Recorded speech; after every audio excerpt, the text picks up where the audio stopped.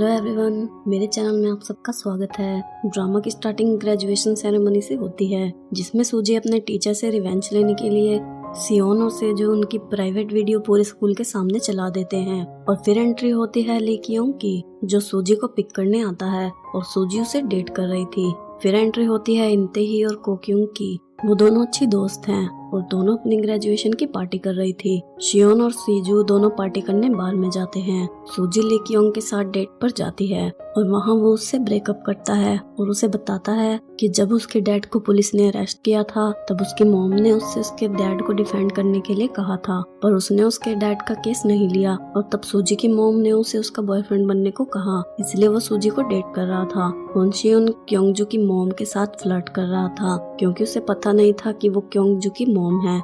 जब वो घर जाता है तब उसके डैड उसे डीएनए रिपोर्ट देते हैं जिसमें लिखा था कि वो अपने डैड से ब्लड रिलेटेड नहीं है और उसके डैड उसे उसकी दूसरी बिल्डिंग में उससे अलग रहने को कहते हैं और वो वहाँ से चला जाता है।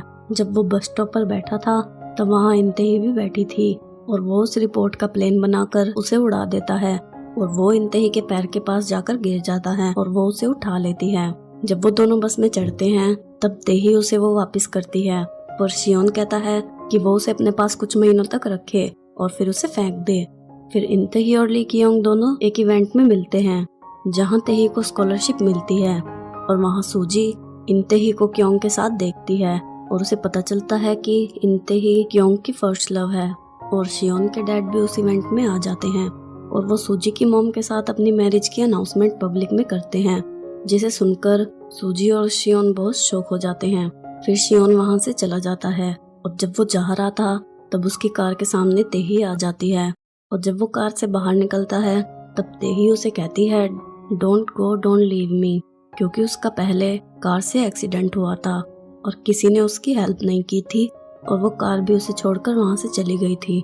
शियोन के पास सेजू का फोन आता है और जब वो अंदर जाता है तब वहाँ सूजी अपने आप को चोट पहुंचाने की कोशिश करती है और उसे अपने डैड का इंसिडेंट याद आता है। तब शियोन उसके पास जाता है और उसे हक करता है। अगले दिन वो तीनों मिलते हैं और शियोन सूजी से उससे शादी करने के लिए कहता है। वो कहता है कि यही एक तरीका है उनके पेरेंट्स की शादी को रोकने का और शियोन कहता है कि फिर बाद में वो दोनों डिवोर्स ले लेंगे, पर सूजी उससे कहती है कि उसे फेक मैरिज नहीं करनी है। इस पार्ट में इतना ही गाइज। अगर आपको वीडियो अच्छी लगी हो तो चैनल को सब्सक्राइब और वीडियो को लाइक कर दो।